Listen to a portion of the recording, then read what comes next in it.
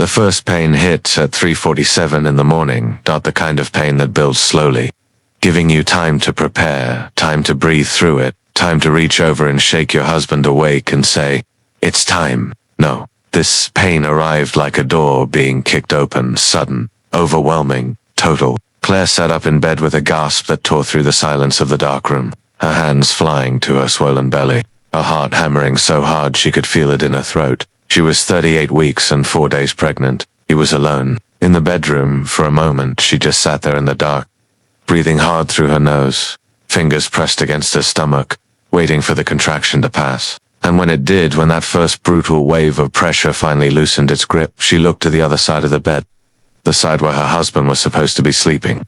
The pillow was cold, the sheets barely disturbed. Marcus hadn't come to bed again. She told herself it was work. She told herself it was stress. She had been telling herself a lot of things for a very long time. And the trouble with being a woman who loves someone deeply is that you become very, very good at believing your own lies. She reached for her phone on the nightstand, her hand trembling slightly from the contraction. She told herself, "Shh, just the contraction." The screen read 3:47 a.m. She typed a text to Marcus. "Baby coming.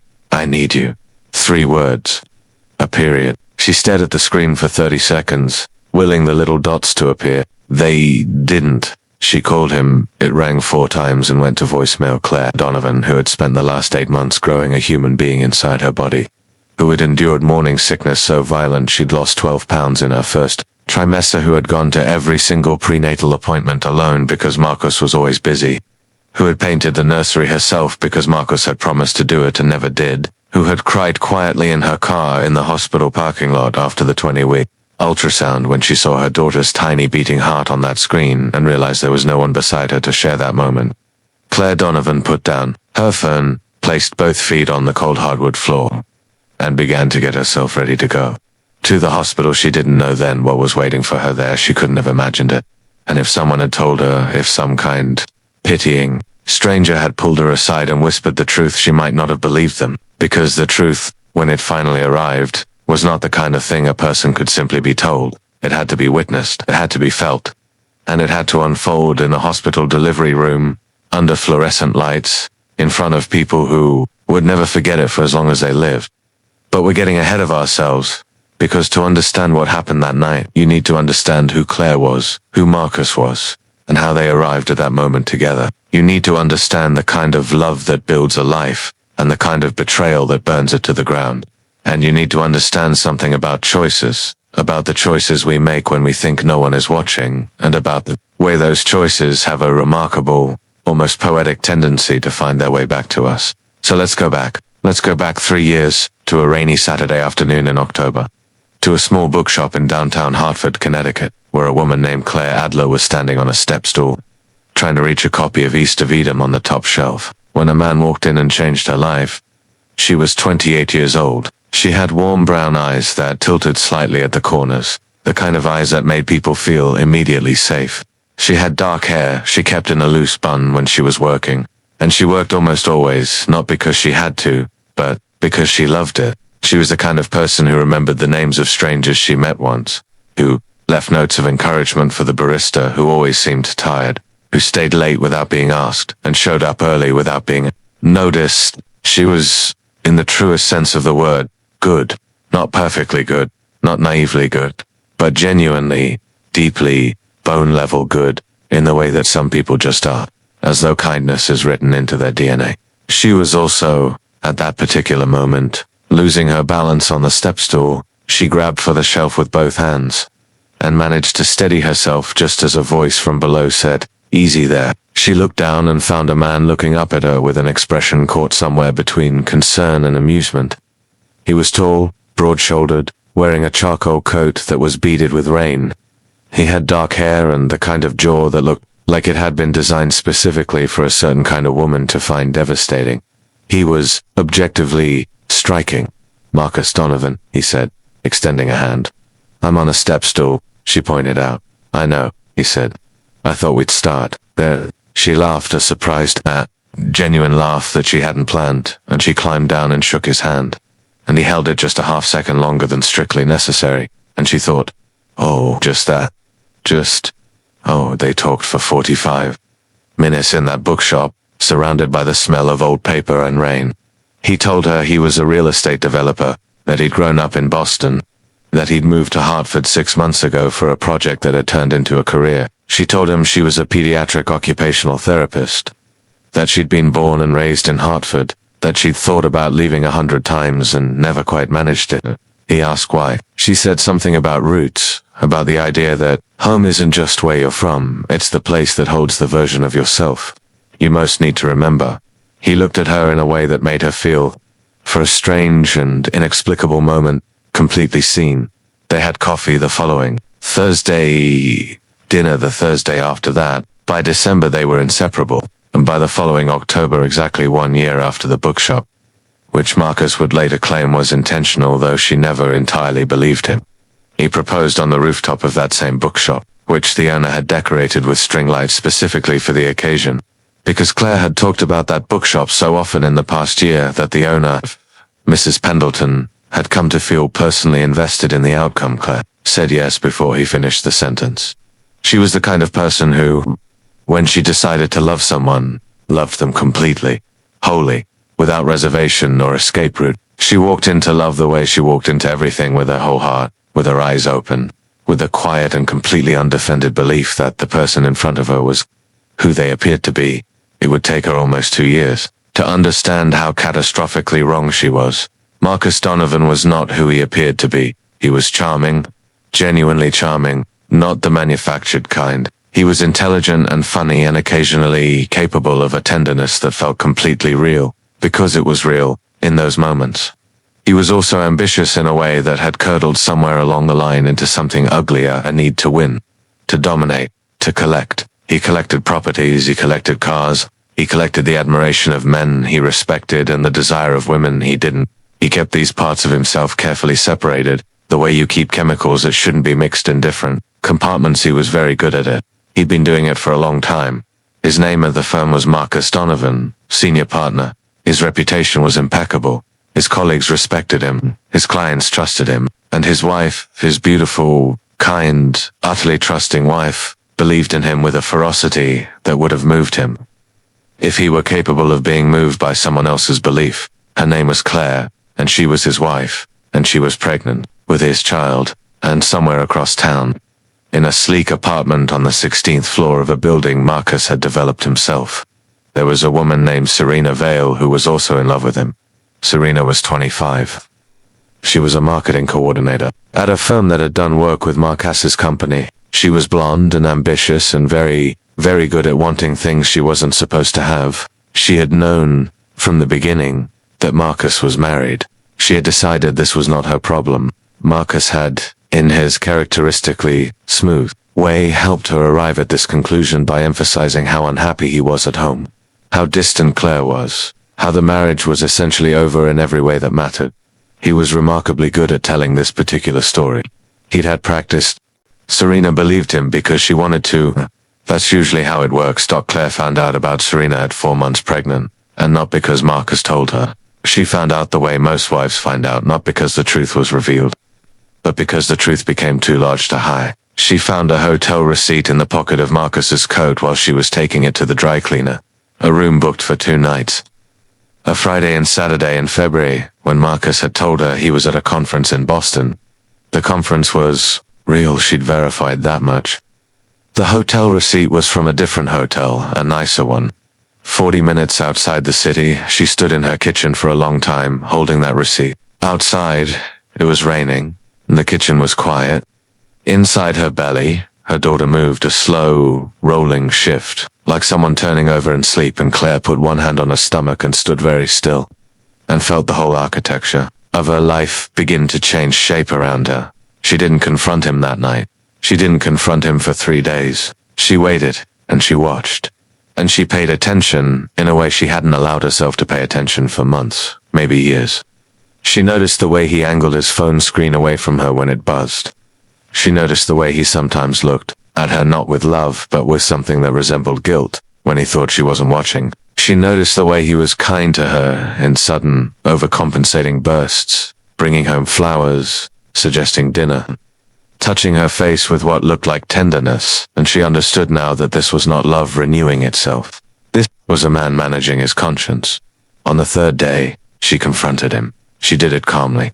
She had prepared herself for tears, for his anger, for denial. She had not prepared herself for what actually happened, which was that Marcus looked at the receipt in her hand for a long moment, set down his fork with the careful deliberateness of a man choosing his next move, and said, "I think we both. No, the marriage hasn't been what it should be for a long time." She stared at him. "I'm 4 months pregnant." "I know," he said, "and I want to be there for the baby. I do. But Claire, we need to be honest about where we are," she realized. Sitting across from him at the dinner table she had set with a care she brought to every small domestic thing, that he had already rehearsed this conversation. He had already decided how it would go. He was not confessing. He was not sorry. He was presenting her with a revised version of reality in which he was a reasonable man making a painful but rational choice, rather than a husband who had been sleeping with another woman while his pregnant wife was home alone painting the nursery. She said, "I want to know her name." He paused. Then, "Serena, how long?" Another pause. 8 months. She did the math without wanting to. "You were already seeing her when we found out I was pregnant." He didn't answer, which was of course his own answer. She asked him to leave the house that night. He went.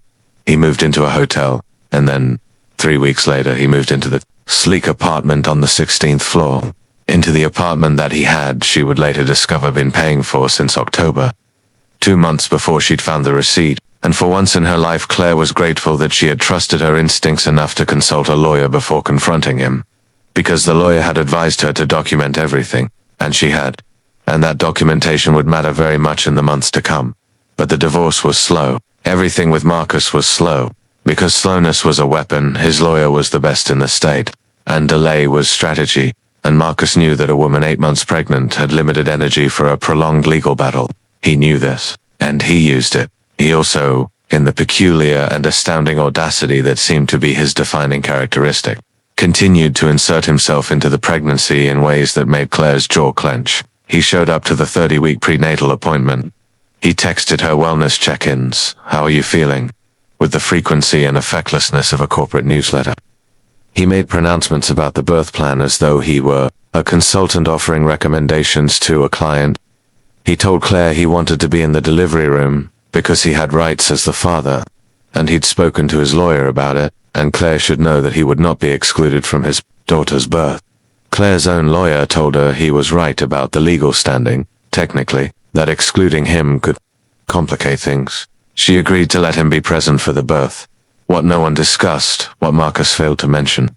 Possibly because he didn't see the relevance, or possibly because he was the kind of man who believed the rules of decency simply did not apply to him, was that he intended to bring Serena, not to the delivery room, he would later claim, just to the hospital, just to be nearby.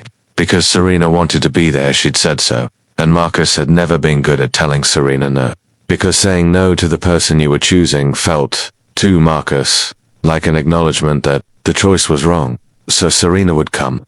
She would sit in the waiting area, she would be supportive, and if Claire found out afterward, well, he would deal with that the way he dealt with everything. Smoothly, rationally, with the full force of his considerable ability to reframe situations in his favor. This was the plan. It was by any reasonable measure an extraordinary plan. The kind of plan that could only be conceived by someone who had been so rarely confronted with meaningful consequences that they had simply stopped believing consequences were real. The universe, as it turned out, had a different plan entirely, and the universe's plan involved a woman named Margaret Vale. Margaret Vale was 61 years old, and she had been a labor and delivery nurse at Hartford General Hospital for 32 years. 32 years of breathing through other people's pain, 32 years of cold coffee and 12-hour shifts, and the particular and extraordinary privilege of being present at the first moment of a human life. As she was a small woman with silver-streaked hair she kept pinned back, and hands that moved, with the calm efficiency of someone who had delivered thousands of babies and still treated each one as though it were the first. She was the kind of nurse that patients asked for by name, the kind whose presence in the room made laboring women feel, against all available evidence, that everything was going to be all right. She had a daughter named Serena. She hadn't spoken to Serena in 4 months. That estrangement had started when Serena had come home for Christmas, and In a moment of what she'd described as finally being honest, had told her mother about Marcus. She'd expected admiration. She'd expected her mother to see what she saw, a man choosing her, a future taking shape, a love story. Instead, Margaret had set down her cup of tea with great care, looked at her daughter for a long moment and said, "He's married, and his wife is pregnant." "It's complicated," Serena said. "The word that people use when they mean, 'I know, and I've decided not to care.'" "No," Margaret said, "it isn't." Serena had left the next morning, 2 days early. She'd sent occasional texts since then, brief, careful messages that acknowledged nothing and resolved nothing, and Margaret had answered them with the short, loving, aching responses of a mother who is grieving the choices of a child she still loves completely. She had not stopped loving Serena. She had simply stopped being able to pretend that love required approval. She thought about this sometimes. During quiet moments on the ward, she thought about the woman on the other side of this, the pregnant wife, the woman whose name she did not know, whose face she had never seen. She thought about what it meant to be that woman, to be carrying a child and losing a marriage simultaneously, to be building a life in one hand while watching it crumble in the other. She had no idea that one day, that woman would be lying in a bed in her delivery room. She had no idea that the universe had this particular and elaborate accounting in mind. It was 4:22 in the morning when Claire arrived at Hartford General. She had driven herself, which the intake nurse seemed personally offended by. "You drove yourself. In active labor. Alone." And yes, she had, because there had been no one else. Her mother was in Phoenix visiting her sister. Her best friend Dania was on her way. She'd woken Dania with a call from the parking lot, and Dania had said, "I'm coming. Don't you dare have that baby without me." And Claire had almost managed to laugh. She was admitted to labor and she had texted Marcus, "I'm at the hospital, Hartford General. Labor and delivery, room 7. She had sent the text the same way she did everything now, not from hope, exactly, but from the unflinching sense that she would do what was right, what was expected, what the situation called for, and whatever Marcus chose to do with that information was his own business and his own judgment to live with. She lay in the bed in the quiet and the fluorescent light, and she breathed through the contractions, which were coming faster now, and she thought about her daughter. She thought about the name she'd chosen, Lily. She thought about the nursery she'd painted the palest shade of yellow, like early morning light.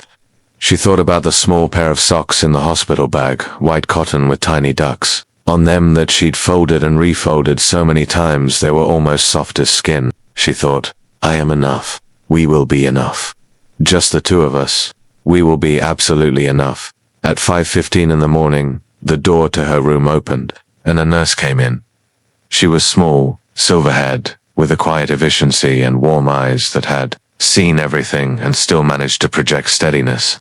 She introduced herself as Margaret. She checked the monitors, adjusted the IV, asked Claire about her contractions, her pain level, her birth plan. Her voice was low and even and very calm, and in the way of certain nurses who are very good at their jobs, she made the room feel smaller and safer simply by being in it. "Is there anyone coming to be with you?"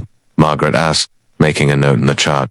"My friend is on her way," Claire said. "And my husband." She paused. "We're separated, but he said he'd come." Margaret looked at her briefly, just a glance. Professional and neutral. "All right, we'll see that everyone's comfortable when they arrive." At 5:47, Marcus arrived. He was wearing a suit, not a hospital visit outfit, an actual suit, as though he had come from or was going to somewhere important, somewhere that required being seen. He came into the room with a composed energy of a man who had already decided how this was going to go and was not looking for input. He nodded at Claire. He said, "You look good." She stared at him. She did not look good. She was 9 centimeters dilated and hadn't slept and had driven herself to the hospital alone in the middle of the night. And he had just told her she looked good in the tone of someone commenting on a business acquaintance's new haircut. "Thank you for coming," she said. Because she was the kind of person who said thank you even to people who had broken her heart. Because manners were a form of self-respect and she intended to keep every form of self-respect she had. At 6:05, Danielle arrived. She was wearing a sweatshirt inside out, which meant she had gotten dressed in the dark, which meant she had run out the door the moment she'd hung up the phone, which meant she was exactly who Claire had always known she was. She came into the room like a force of warm, fierce, loving nature, hugged Claire with the kind of hug that says, "I've got you. I'm here. I am not going anywhere." and then turned and looked at Marcus with an expression that could have stripped paint off walls. "Why are you in a suit?" Danielle asked. Marcus chose not to answer. The three of them existed in that room, in a fragile, uncomfortable triangle for the next 90 minutes.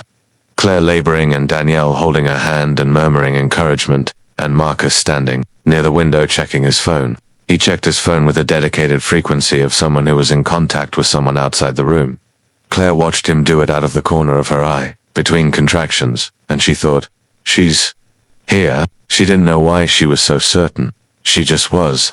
It was the way he was checking his phone, not with the distraction of a bored person, but with the focused attention of someone managing something. At 7:23, the door opened and Margaret came back to check Claire's progress. The room shifted slightly with her entrance. It always did.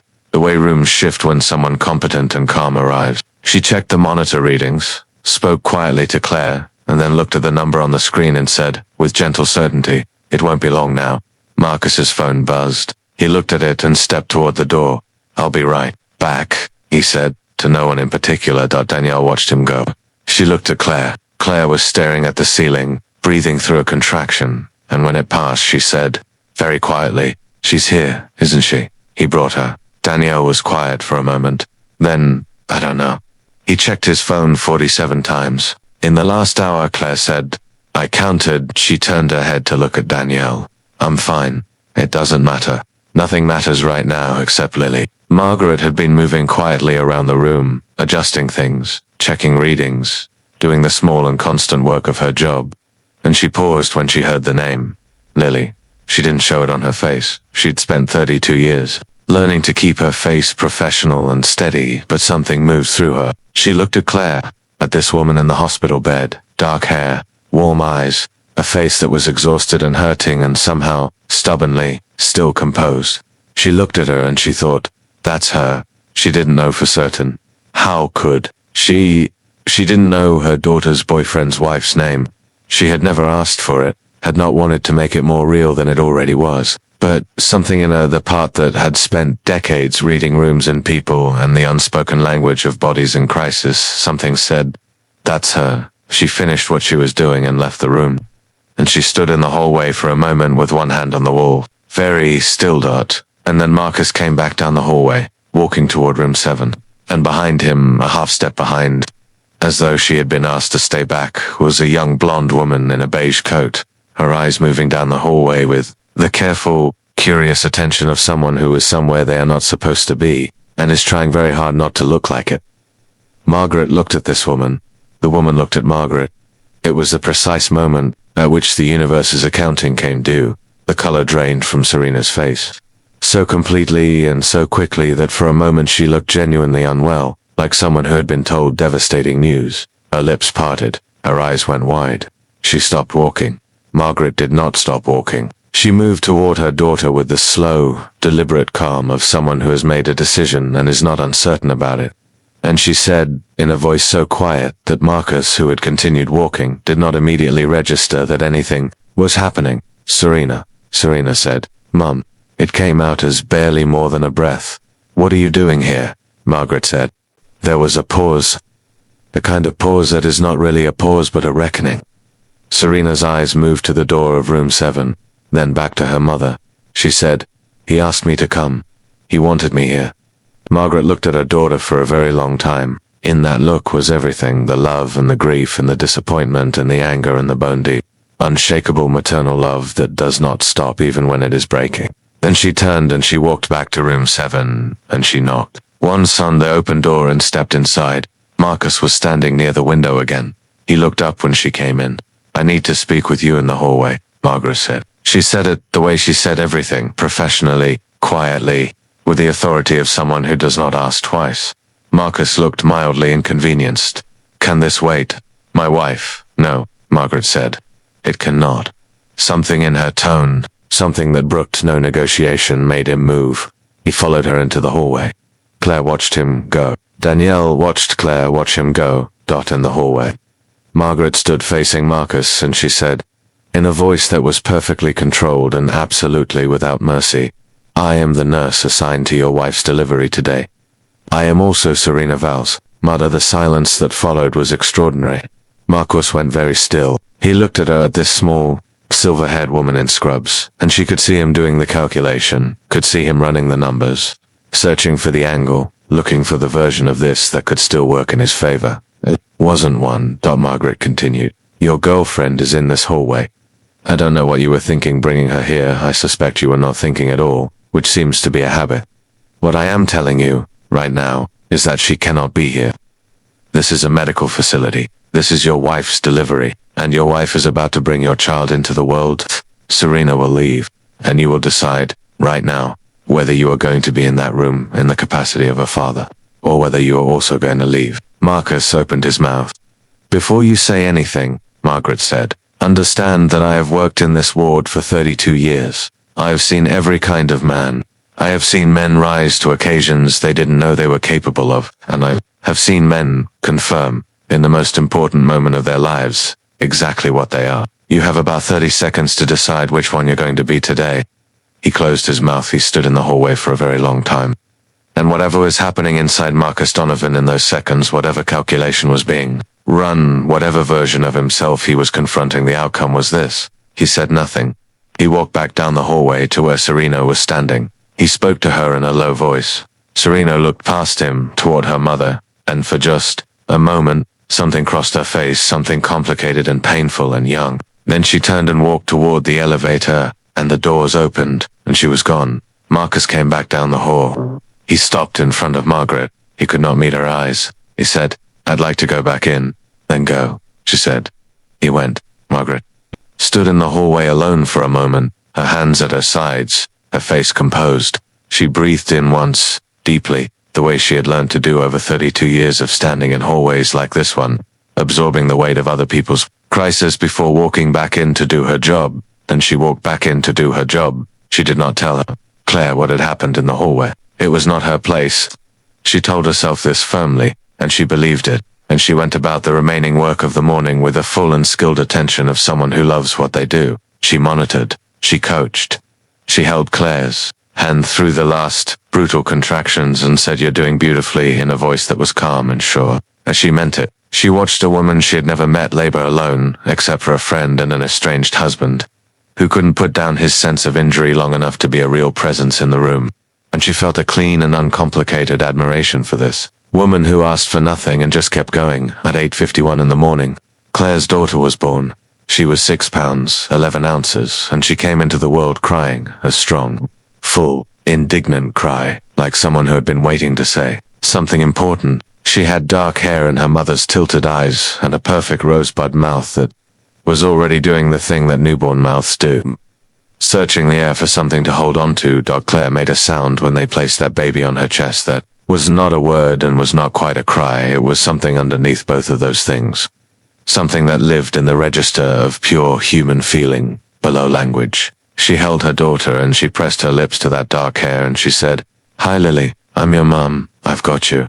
I've got you." Danielle was crying openly. Even Margaret, in the corner of the room going through the practiced motions of post-delivery care, allowed herself a moment, her back partially turned, of something that was not quite professional composure. Marcus stood near the wall. He was looking at his daughter with an expression that Claire would think about later, not then, not in that moment when there was no room for anything but Lily, but later, in the quiet days that followed. She would think about the way he had looked. It was not the expression of a man who felt nothing. It was the expression of a man who was feeling something very large and very inconvenient that he didn't know what to do with. The expression of someone standing at the edge of a consequence they hadn't fully believed was coming. He said, She's beautiful." Claire looked at him. She didn't say anything. He stayed for 2 hours. He held Lily once, briefly, with the careful arms of someone who hasn't held many babies and is afraid of doing it wrong. He said appropriate things, and then he said he had to go, and Claire nodded, and he left, and the room was quieter and better without him, and she had known it would be. It was later that afternoon, Lily sleeping on Claire's chest, Danielle asleep in the chair in the corner, the room golden with afternoon light, that Margaret came back to do a final check. She moved around the room quietly, doing what she needed to do, and Claire watched her from the bed with Lily's warm weight on her chest and said, softly, "You were wonderful today. Thank you." Margaret paused. She looked at Claire. She had been wrestling all day with what she was going to do, with what was right, with the line between truth and trespass. She had been a nurse for 32 years and a mother for 25, and she still didn't always know where one ended and the other began. That she said, "Can I ask you something?" "Of course," Claire said. "Your husband? The woman he's been seeing?" She said it carefully, clemmingly. "Do you know much about her?" Claire was quiet for a moment. "Her name is Serena. That's mostly what I know." Margaret looked at her for a long time. Then she said, very quietly, "Her last name is Vale." Claire frowned slightly. Then her face changed. It changed slowly, the way understanding arrives when it has traveled a very long way. She looked at this nurse, this small, silver-haired, quiet woman, and she said, "Vale." "Yes," Margaret said. "She's your daughter," Claire said. It wasn't a question. "Yes," Margaret said. The silence between them was extraordinary, layered and full. The way silences are when two people are standing inside the same impossible coincidence and neither of them Claire knows what to do with it. Then Claire laughed. It was a surprised, short, helpless laugh that had nothing to do with joy and everything to do with the staggering absurdity of the universe. Of this particular morning, of the sheer extraordinary architecture of this situation. And then her eyes filled, because laughter and tears are closer together than we think. Especially in the hours after a woman has given birth to a baby she's going to raise alone. "I'm sorry," Margaret said. "I'm truly sorry. For all of it." "Don't be," Claire said. She wiped her eyes with the back of her hand. "You didn't do anything," I raised her, Margaret said quietly. "You can't be responsible for the choices of the people you love," Claire said. "Believe me, I've spent the last 4 months learning that the hard way." Something in Margaret's expression shifted, a small, careful softening. She nodded, and then Claire said something that Margaret would think about for years afterwards, something that arrived simply, without drama, in the tired voice of a woman holding her newborn daughter in the afternoon light. She said, "I hope she figures it out someday, your daughter. I hope she figures out that she deserves better than someone who treats the people he loves the way he treats them." And she does, everyone does. Margaret stood very still. She thought about Serena, her daughter, a beautiful, stubborn, misguided daughter, and she thought about the call she was going to make tonight. And she thought about how sometimes the universe doesn't just settle accounts. Sometimes it opens doors. "She does," Margaret said. "I believe she does." She finished her notes and set the chart down, and she looked at Lily, sleeping with her fists curled against Claire's chest, and she said, "She's going to have a remarkable mother." She left the room. Claire pressed her lips to the top of Lily's head, closed her eyes, and breathed in the weeks that followed. The legal proceedings around the divorce accelerated. This was partly because Claire's lawyer had been very thorough, and partly because certain information came to light that significantly altered the negotiating dynamics. It emerged through careful documentation, through Marcus's own paper trail, through the kind of financial forensics that a very good divorce attorney does when they sense there is something worth finding, that Marcus had been using marital assets to fund the apartment on the 16th floor, to fund gifts and travel and a collection of experiences for Serena Vale that had been, in the most literal sense, purchased with Claire's money. To Marcus's lawyer pushed back. Marcus himself pushed back, with the practiced certainty of a man who expected the world to accommodate him. He made an offer. Claire's lawyer told her she didn't have to accept it. She didn't. She also didn't have to say a word about what had happened in the hospital hallway, or the nurse who had delivered her baby, or the extraordinary coincidence that had assembled itself around the birth of her daughter like a piece of theater no one could have written. She didn't have to say any of it, because it wasn't leverage. She wasn't interested in leverage. She was interested in Lily, and in building a life, and in extracting herself from a marriage with her dignity intact. But Marcus made a mistake. He made the mistake that people like Marcus frequently make, which is that he underestimated the person he was trying to defeat. He told his own lawyer loudly, and within earshot of several people, in the lobby of the legal building after a particularly tense mediation session, that Claire had nothing, that she was a part-time therapist, who paints nurseries by herself, that she would take whatever he offered because what choice did she have? He said it with the casual contempt of a man who had never once taken seriously the intelligence of the woman he'd married.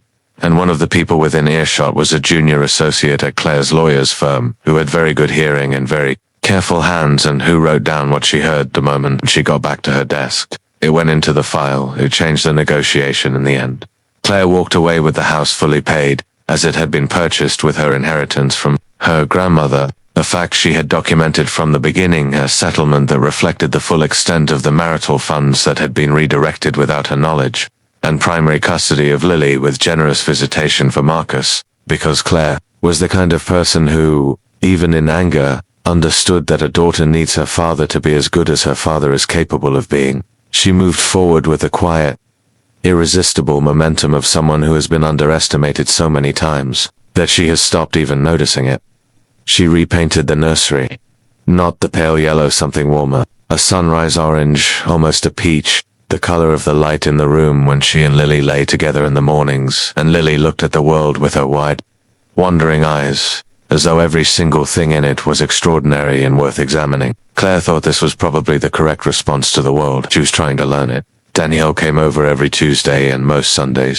Claire's mother came up from Phoenix for 6 weeks and slept on the couch and cooked things and fussed beautifully in the way that only mothers fuss, and left behind a freezer full of labeled containers and the knowledge that she was a phone call away at any hour, which was its own kind of gift. But Marcus visited on the schedule they'd agreed to. He was, in those first months, somewhat better than he had been, attentive to Lily in the careful, effortful way of a man trying to be something he hadn't been taught to be. Claire observed this without comment. She was not interested in his redemption. She was not required to be interested in it. That was his work, not hers. Serena and Marcus lasted 5 more months after the birth. Claire didn't learn this from Marcus. She learned it, eventually, obliquely, through the small-town logic of shared social circles. The way information travels in a medium-sized city where everyone eventually knows everyone. The relationship had apparently ended badly. Serena had, apparently, in the wake of a confrontation Claire knew nothing about, done some of the same arithmetic she had refused to do for 2 years and arrived at a different conclusion. What that confrontation was, what had prompted it, Claire didn't know. She didn't need to know.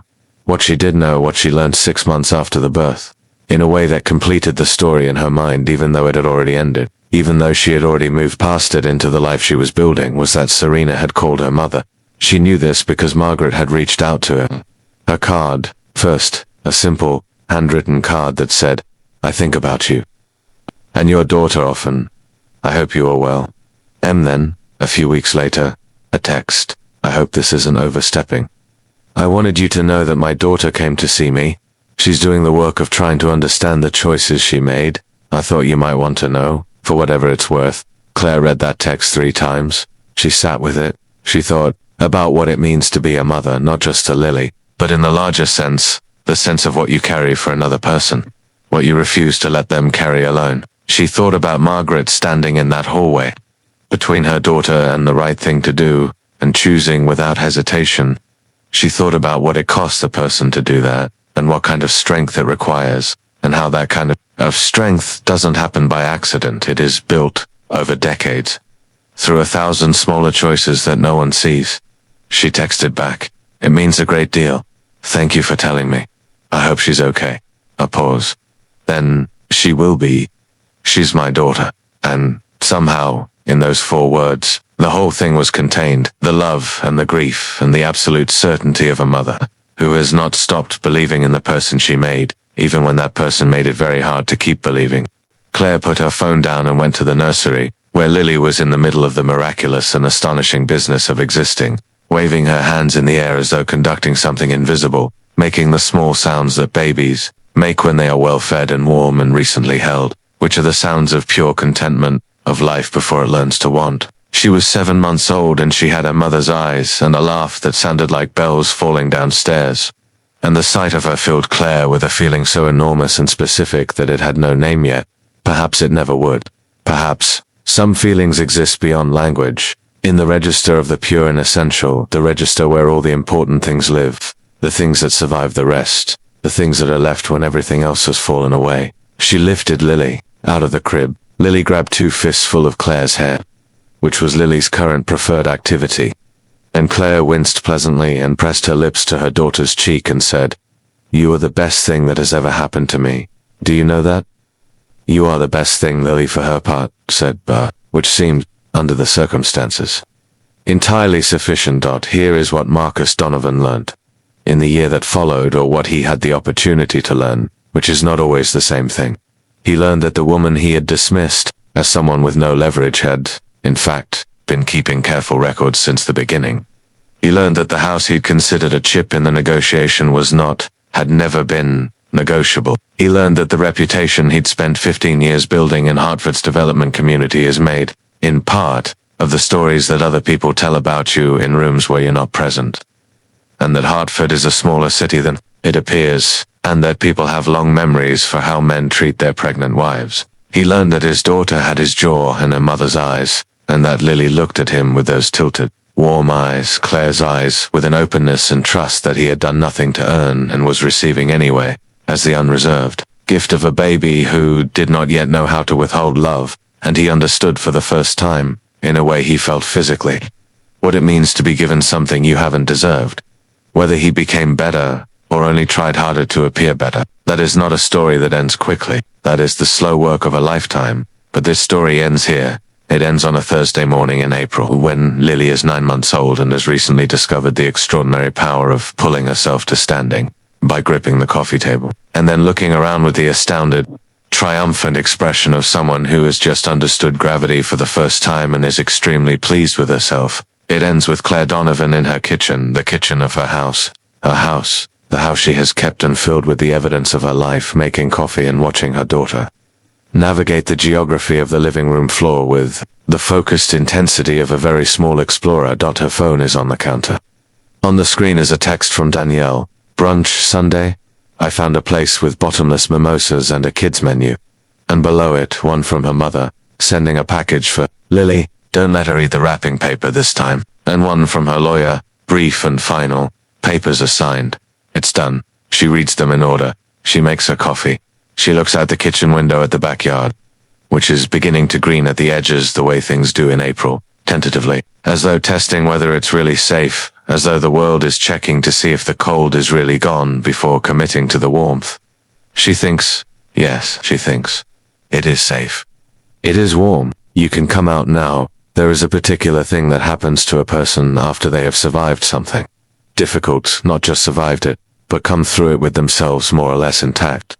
With their values uncompromised and their love for the world undiminished, there is a particular quiet that settles, not the quiet of absence, of something missing, the quiet of sufficiency, the quiet of a person who has looked at what they have and recognized, without drama or performance, that it is enough, that they are enough. Claire Donovan stands in her kitchen in the April morning, and she is enough. Lily pulls herself to standing wobbles, looks around for someone to share the triumph with, and finds her mother watching her from the kitchen doorway. She smiles that full, open, all-in smile that babies aim at the people they trust most in the world. Claire smiles back.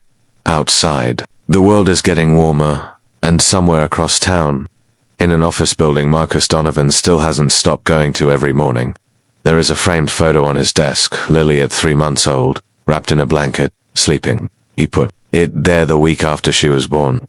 He doesn't talk about it, but he looks at it every day, and something happens in him that he doesn't yet have the language for. Something that is trying, slowly and imperfectly, to become something better than what came before. We don't know if it will succeed. We don't have to know. That's his story too, right?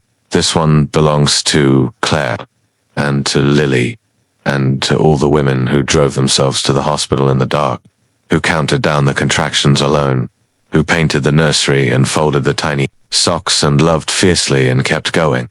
This one is for them.